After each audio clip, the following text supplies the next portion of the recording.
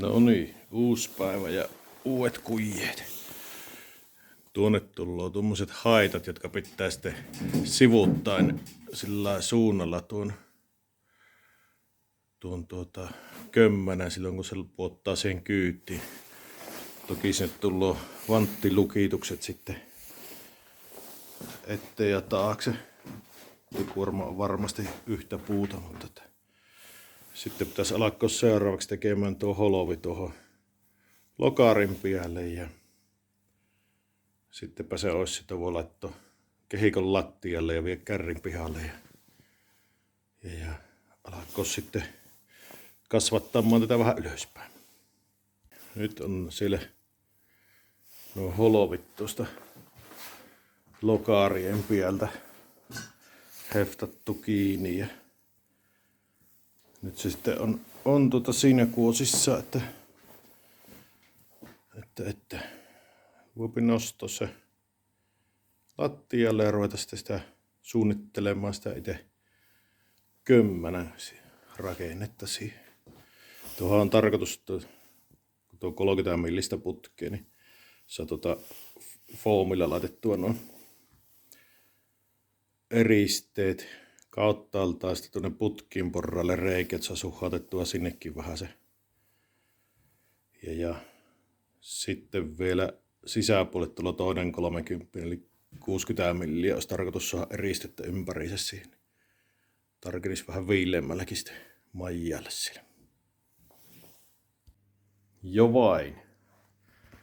1,5 viikkoa olla pakkanen niin tuima, että ei 30 alapuolella lämpimällä käännykkään edes. Ei oikein hirveästi täällä tullut tehtyä mitään, mutta nyt sitä pääs aloittelemaan, niin on tuossa tuo tämä on niinku etuosa, etupääty, niin heftissään kehikko. Tuossa on semmonen juttu, että kun ne piirustukset tullut sitä mukaan kun tekee, niin meinas ensin tulla vähän liian korkea tästä, että sinne ei olisi saanut tätä harjakattoa tehtyä tai itse aumakattoa. Ja sitten se ei olisi mahtunut tallista ulos, vaan nyt tullaan sille keskeltä tästä tullaan korkeampi, että saa tuolta niin kuin nostettua vähän sen ja laskeutuu tuonne päästä. Vesi lillottele siellä. Ja tuossa on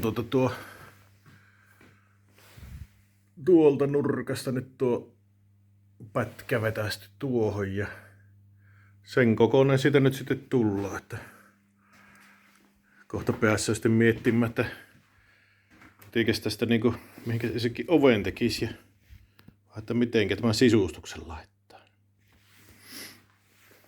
Näitä mä ajattelin, että ei tuu kun tuosta lokarin ylityksestä tullut ne putket sitten noihin keskelle ja sitten teen semmoset U-hahlot tuonne ylös tai alas ja ylös, että saa sitten 30 puut siihen sirkkelöityä, niin vähän säästetään siinä, että ei nyt tarvitse kaikki olla rautahärveliä. Ja farmari ASDFGtä vähän tuossa tuli apinoitua. Vevorin tuommoinen tarkoitus oli hiaaseen laittoa jo, mutta en ole vielä ennättänyt, niin pikkuinen puhalle, mutta sattu niin hienosti tuon Vevorin prässikin tuossa, niin eikös tuo ihan niinku justiinsa tehty tuota varten. Tuo on oikein niinku myyty varmaan niin tuommoisena lämmittimen teliineen. Vai ei ole ihan yhtä hieno pakorensseli kuin farmarille, että on vaan suora putkitus. Ei ole semmosia talteenottoja. Vaan semmoista. Ehkäpä se tästä jatkuu taas siis. Jaa, niin sehän se meinasi vielä unohtua, kun vanha tämä tallin lattia halakeilu ja epätasainen kuin mikään, niin piti ensin erinäisillä korokkeilla vetästä tämän vaateriin tähän. Että sopi suorakulma ja passin kanssa katsottu, että tästä tullut edes niin kuin järkevästi suora, että ei tule semmonen Picasso. Ei kun mikä se ollutkaan tämä taiteilija. Picassohan se oli.